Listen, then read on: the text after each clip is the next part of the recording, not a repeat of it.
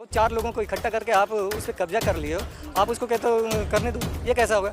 अगर मैं वही मंदिर में जाके कब्जा कर लूँ, तो आपको कैसा लगेगा? मेरे पास अगर कुछ है और वो मेरा है, तो मैं आपको कैसे दे सकता हूँ? अगर आप क्या 4 क्या 100 आ जाएंगे, तभी मैं देने की नहीं कोशिश करूँ। भले मेरे ताकत से छीन लोगे, मुझे मार दोगे, लेकिन मैं देना नहीं चाहूँगा। चंदा से आप स्कूल कॉलेज बनाते, तब मैं मानता कि आप बुद्धिस्ट के अंदर में हो और बुद्धिस्ट के चंदा इकट्ठा करके पैसे कमा खा रहे हो।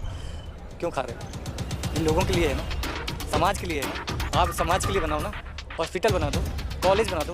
गया बिहार इतना पिछड़ा वर्ग है, पिछड़ा जगह है, जहाँ मैं खुद बिहार से ही हूँ। वो FIR से डरने वाली नहीं है, उसे मौत भी उतार दिया जाएगा, मौत की घाट भी ना, तो उसके जो आने वाली पीढ़ी है ना, वो भी खड़ा होगा। कितनों को आप मारोगे, कितनों को जेल में डालोगे? मैं भी तो हूँ, यादव हूँ, डालिए जेल में, डालिए, मैं देखता हूँ।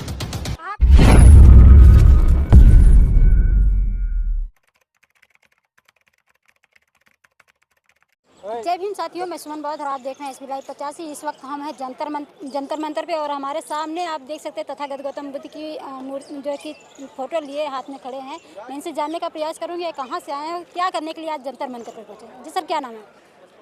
सबसे पहले आप लोगों को जय भीम, नमो बुद्धाय।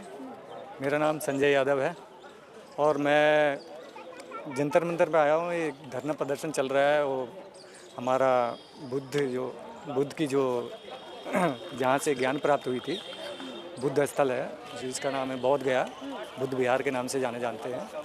उसको कुछ लोगों के द्वारा एक कानून बनाकर वो कब्जा कर रखा है, जिसका 1949 में उन्होंने एक कानून बनाया था। उस कानून का नाम से उन्होंने 4 बुद्धिस्ट और 4 ब्राह्मण और 1 DM को शामिल किया गया, जिसके वजह से वो एक ब्राह्मणों के हाथ में वो कब्जा चला गया।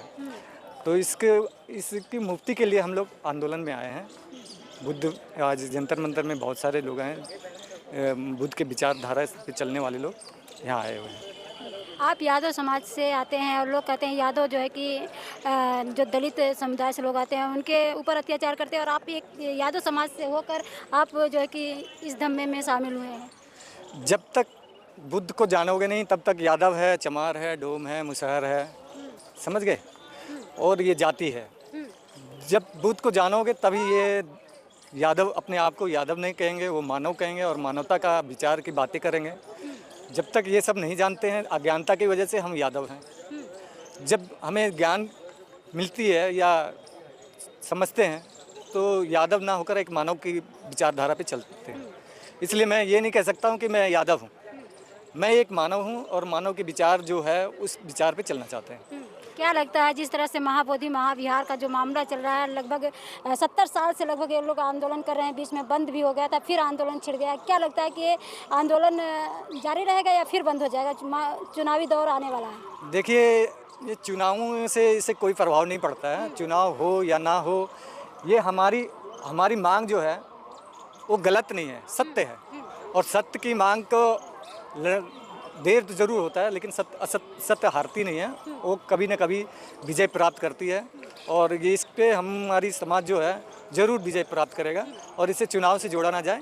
चुनाव एक अलग प्रक्रिया है, वो राजनीतिक है, और राजनीति को मतलब हम उसको प्रभावित करने की कोशिश ना करें, क्योंकि चुनाव जो है एक मंत्री पद या मुख्यमंत्री पद या संविधान को चलाने का एक तरीका है। और वो संविधान को जब शपथ लेता है तो वो संविधान की बातें करता है, लेकिन बाद में वो मुकर जाता है।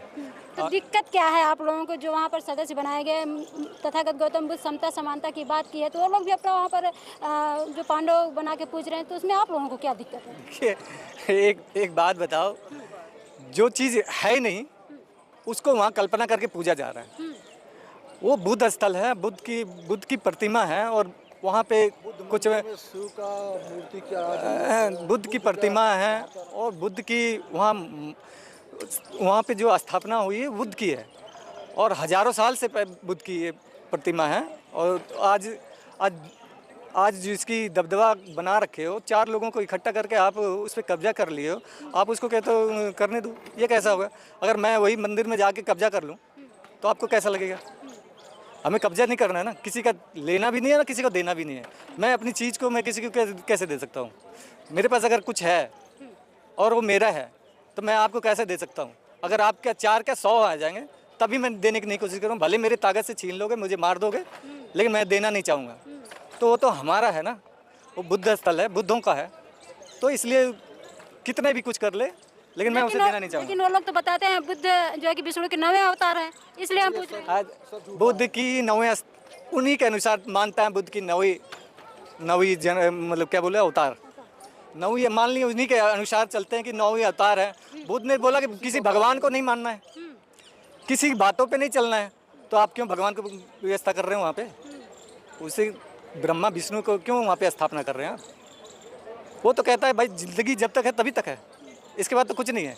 तो आप तो स्वर्ग की कल्पना कर रहे हैं वहाँ पे, आप उसकी बात को क्यों मान रहे हैं? नहीं, जब बुद्ध को आप कहते हैं कि 9वां अवतार है या 10वां अवतार है, तो उसकी बातों पे भी तो चलो कि सिर्फ उसकी जो एक माइनॉरिटी बना रखा है कि उसके पास जो प्रॉपर्टी आ रही है संस्था के द्वारा, वो प्रॉपर्टी को हासिल करने के लिए एक विचार है।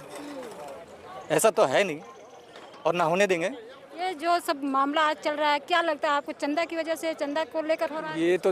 ये देखिए, ये जो लोग हैं, कुछ लोग जो ऐसे हैं, सभी नहीं, कुछ लोग ऐसे हैं जो उसको अपना मानता है।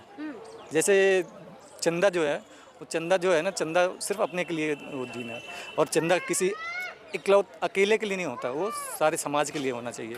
चंदा से आप स्कूल कॉलेज बनाते, तब मैं मानता कि आप बुद्धिस्ट के अंदर में हो और बुद्धिस्ट के चंदा इकट्ठा करके पैसे खा रहे हो। क्यों खा रहे हो? ये लोगों के लिए है ना, समाज के लिए है ना। आप समाज के लिए बनाओ ना, हॉस्पिटल बना दो, कॉलेज बना दो।